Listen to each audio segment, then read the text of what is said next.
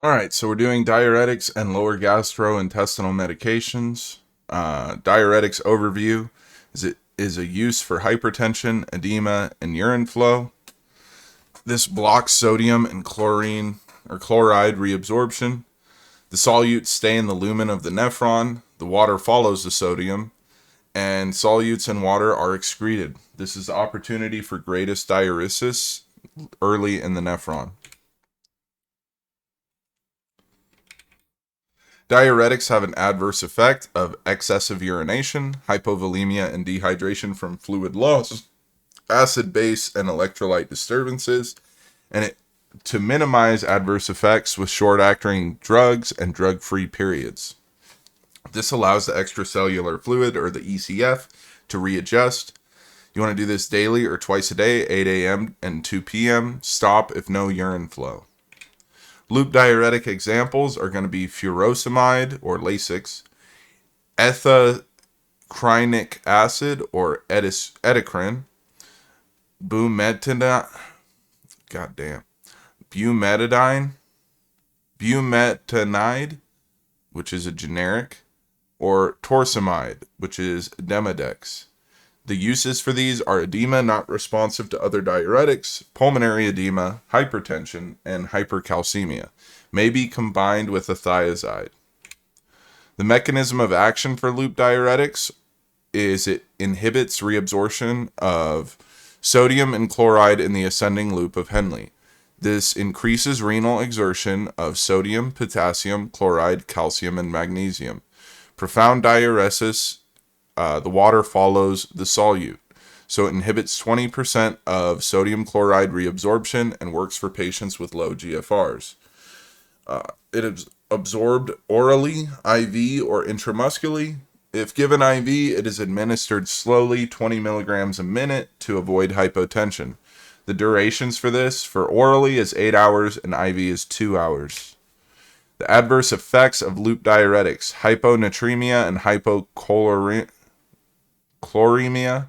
which can cause a dry mouth, thirst, oliguria, headache, confusion, seizures, coma, nausea, vomiting, anorexia. Can also cause hypokalemia. Signs and symptoms for this are thirst and confusion, dysrhythmias, muscle weakness, flaccid paralysis, cramps, and leg discomfort.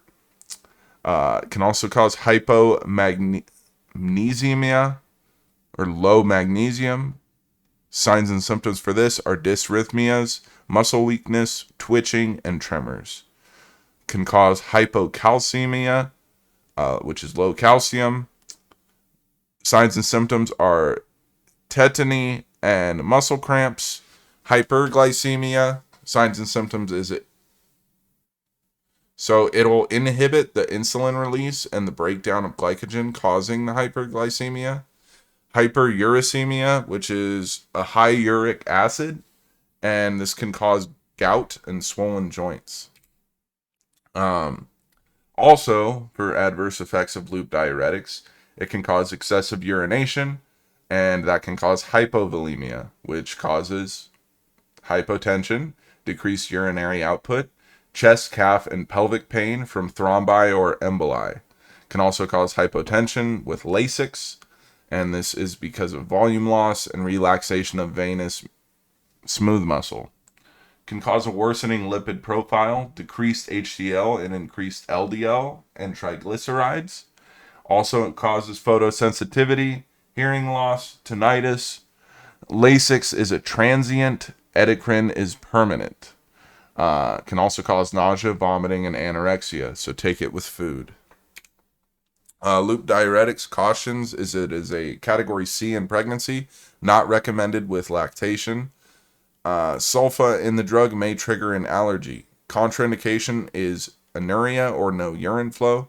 Drug interactions for loop diuretics: potassium sparing diuretics may reduce potassium loss, lithium toxicity due to sodium loss, digoxin toxicity due to potassium loss, hypotension with antihypertensives and diuretics, hypokalemia with thiazide diuretics and corticosteroids. NSAIDs reduce renal blood flow, reducing effectiveness, and ototoxicity if given with other ototoxic drugs like aminoglycosides.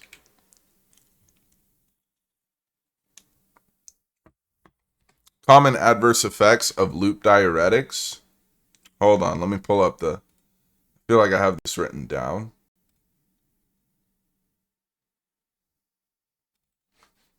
With the answers. So give me 1 second.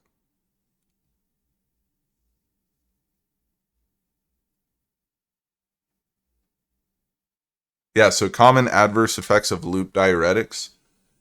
They're going to cause hyponatremia, hypokalemia, hypocalcemia, hyperuricemia, and hyperglycemia. Diuretics may cause low serum blank levels, which would predispose a patient to digoxin toxicity. So diuretics may cause low serum potassium levels, which would predispose a patient to digoxin toxicity. Thiazide diuretics and related drugs. Example of thiazides are hydrochlorothiazide, which is a microzide or others, chlorothiazide, which is diuryl, methylclothiazide, which is enduron. Examples of related drugs are chlorthalidone, indapamide, metolazone. Uses are for hypertension, edema from liver or renal dysfunction, diabetes insipidus for paradoxical reaction, and kidney stones and osteoporosis because it reduces calcium loss. Mechanism of action is it blocks sodium and chloride reabsorption in the distal convoluted tubule, which is the early segment. This causes less diuresis than loop diuretics and inhibits 10% of sodium chloride reabsorption. This excretes sodium, potassium chloride, magnesium, and water, decreases calcium exertion, must have adequate kidney function, a GFR greater than 15 to 20 milliliters per minute. Duration for these is 12 hours. Thiazide diuretics adverse effects are hyponatremia and hypochloremia. Chloremia, hypochloremia, hypokalemia, hypomagnesemia, hyperuricemia, hyperglycemia, worsening lipid profiles such as decreased HDL and increased LDL and triglycerides, increased urination, hypovolemia, hypotension, photosensitivity, nausea, vomiting, anorexia, so take it with food, no ototoxicity, and no hypocalcemia. Thiazide diuretics contraindications are anuria and sulfa allergies. Drug interactions, so potassium-sparing diuretics may reduce potassium loss, lithium toxicity due to sodium loss, digoxin toxicity due to potassium loss, hypotension with antihypertensives and diuretics, hypokalemia with loop diuretics, corticosteroids, etc. NSAIDs reduce renal blood flow, reducing effectiveness. May be given with ototoxic drugs. So for loop diuretics, we cannot give with ototoxic drugs. With thiazide, you can. Thiazide diuretics may be used for a patient instead of a loop diuretic if there are concerns of low serum calcium level and ototoxicity.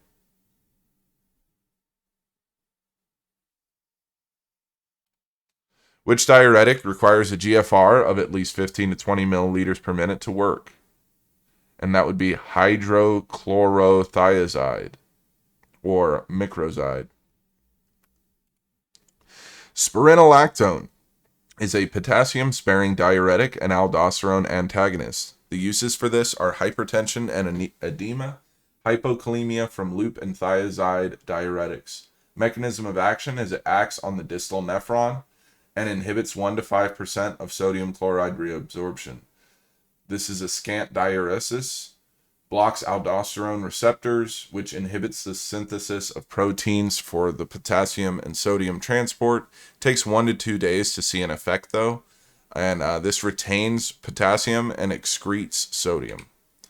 Spironolactone, contraindications for it is hyperkalemia, such as renal disease. Adverse reactions are going to be causes hyperkalemia. You want to stop the medication and restrict dietary potassium and insulin to drive potassium back into cells. Can cause gynecomastia, hirsutism, menstrual irregularities, deepening of voice, impotence, benign and malignant tumors in rats. Potassium-sparing diuretics, non-aldosterone antagonists. Examples of these are triamterene and amiloride. Use is going to be hypertension, edema, hypokalemia from loop, and thiazide diuretics. Potassium-sparing diuretics mechanism of action is going to be direct inhibition of potassium and sodium transport through the distal nephron. This has an immediate effect. It retains potassium and excretes sodium for a scant diuresis. Adverse effects are going to be hyperkalemia, nausea, vomiting, leg cramps, dizziness, bluish urine, such as triamterene. Contraindication is hyperkalemia. Food and drug interactions with spironolactone and other potassium-sparing diuretics. Hyperkalemia. So you want to give ACE inhibitors, or it has a drug interaction with ACE inhibitors, ARBs, and direct renin inhibitors, and other potassium-sparing diuretics. Potassium supplements and high dietary intake of potassium, such as dried fruits, nuts, spinach, citrus, potatoes, bananas, avocados, and strawberries. So you want to avoid these. And some salt substitutes that do potassium instead of sodium. This may be given with thiazide or loop diuretics to prevent potassium loss. Osmotic diuretics, such as mannitol or osmotrol. The mechanism of action for this is it is a simple 6-carbon sugar increase, which increases the osmotic pressure in lumen. It inhibits passive reabsorption of water at the proximal convoluted tubule. 65% of sodium chloride reabsorption occurs there. This has no significant effects on electrolytes, and diuresis increases with dose. The uses are for acute renal failure because it maintains urine flow, increased intracranial pressure because it reduces brain edema by pulling fluid back into the capillaries, and increased intraocular pressure, which pulls the fluids back into the capillaries. The dosing and monitoring considerations for osmotic diuretics such as mannitol are it's given IV, not absorbed orally. Its IV infusion is to keep urine output 30 to 50 milliliters per hour. You want to use IV tubing filter and needle filter for IV dose to remove crystals. Stop if no urine is produced. Kidney function must be able to excrete fluid pulled into intravascular space. Adverse reactions for osmotic diuretics are going to be heart failure and pulmonary edema, dyspnea, weakness, fatigue, distended neck veins, weight gain, headache, nausea, vomiting. Spironolactone, aldactone, is used for the following actions.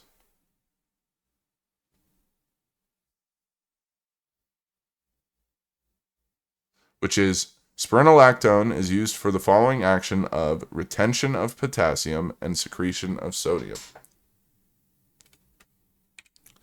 Which of the following may be a result by using an osmotic diuretic? A result is going to be pulmonary edema. Diuretics patient education. There are dietary considerations such as potassium intake. Salt substitutes are some. Dried fruits, nuts, spinach, citrus, potatoes, bananas, avocados, strawberries. Sodium intake restriction.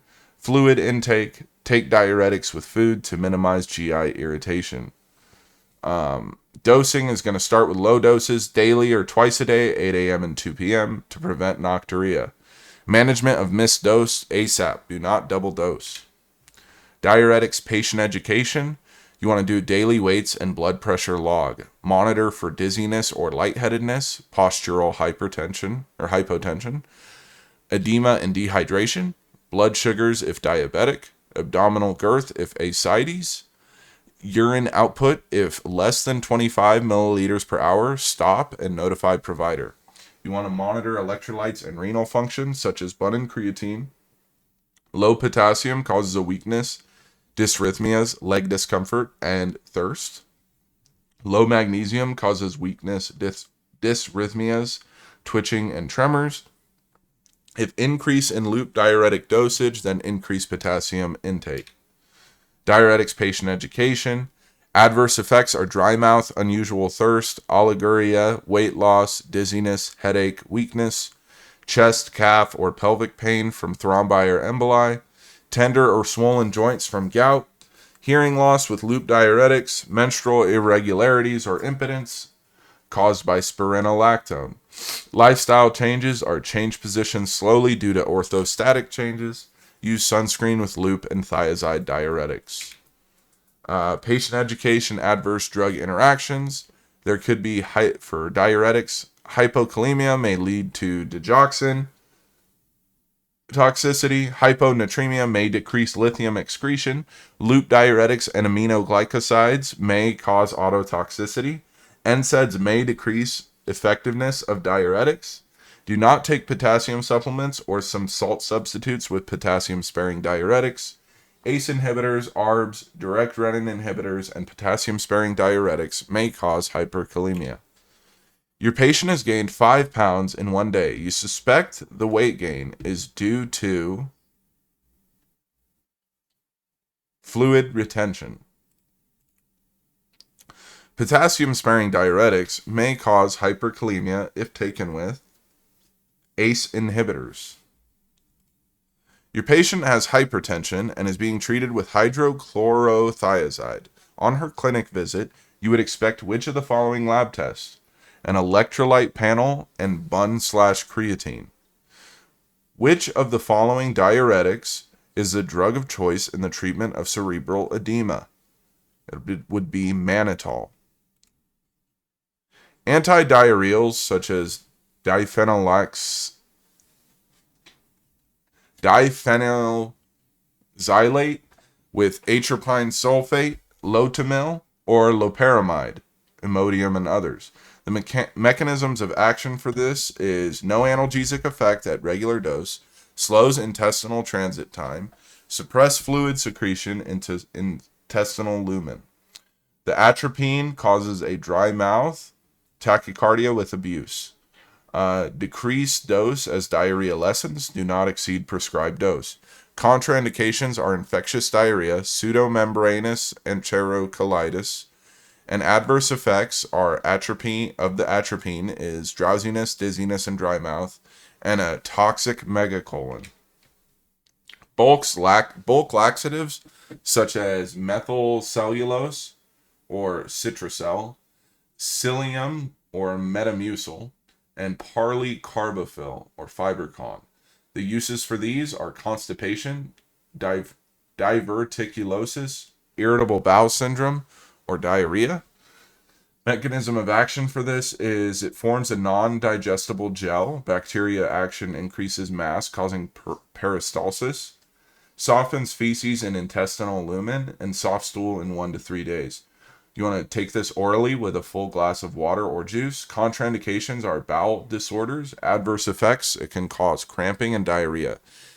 Esophageal and intestinal obstruction if you have insufficient fluids or a narrowed lumen. So surfactant laxatives such as docusate sodium or Colace, the use for this is constipation. Mechanism of action is it decreases surface tension, allowing water into the feces. It inhibits fluid absorption and increases water and electrolyte secretion into intestinal lumen, causing a soft stool in 1 to 3 days. You take this orally with full glass of water or juice. Contraindications are bowel disorders. Adverse effects, it can cause cramping and diarrhea. Note, Pericolace has senosides.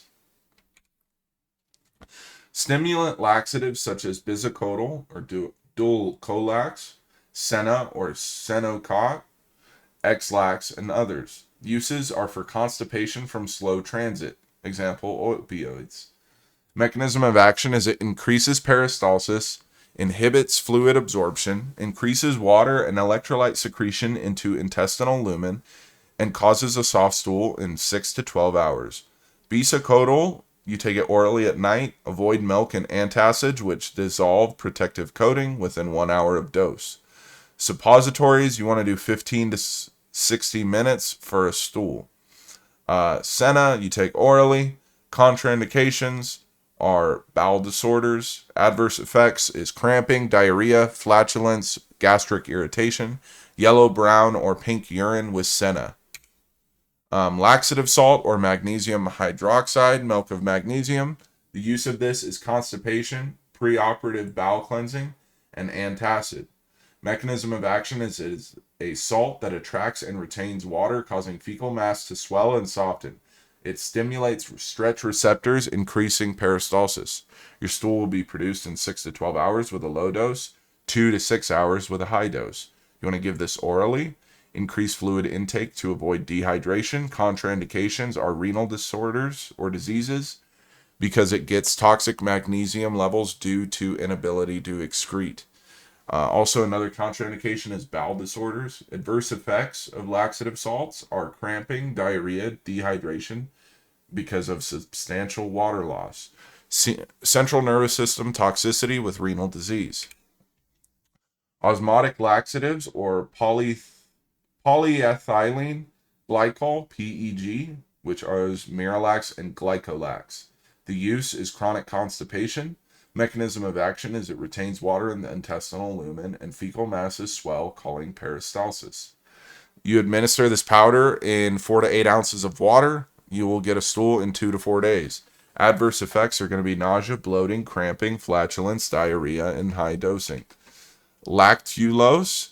The uses are high blood ammonium levels or constipation not responding to bulk forming laxatives. Mechanisms of action is disaccharide metabolized by bacteria to form acids. Acids exert a mild osmotic action in colon and soft stool in 1 to 3 days. Administration is orally, and contraindications are bowel disorders. Adverse effects are cramping, flatulence, and diarrhea.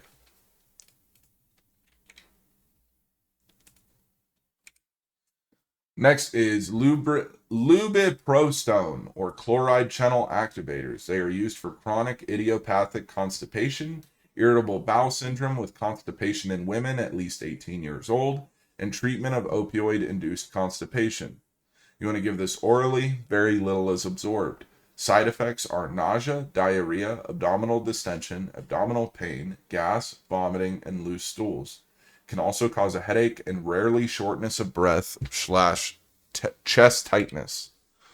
Glycerin suppositories, the uses for these are constipation. Mechanism of action is osmotic agent, softens and lubricates feces, stimulates rectal contraction and evacuation in 30 minutes. Administration is rectally with water-based lubricant. Laxatives and stimulants. The patient education for these. Laxatives and stimulants are for short-term use. Constipation is identified by hard pellet-like feces.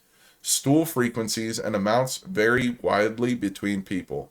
Heed olfactory reflex and establish a consistent time for bowel movement. Increase dietary fiber and fluids. Participate in mild exercise after meals.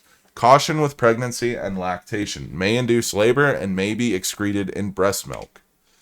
Disease considerations with laxatives and stimulants. Avoid laxative use with bowel conditions such as bowel perforation. Avoid magnesium salts with renal disease because it can cause CNS toxicity.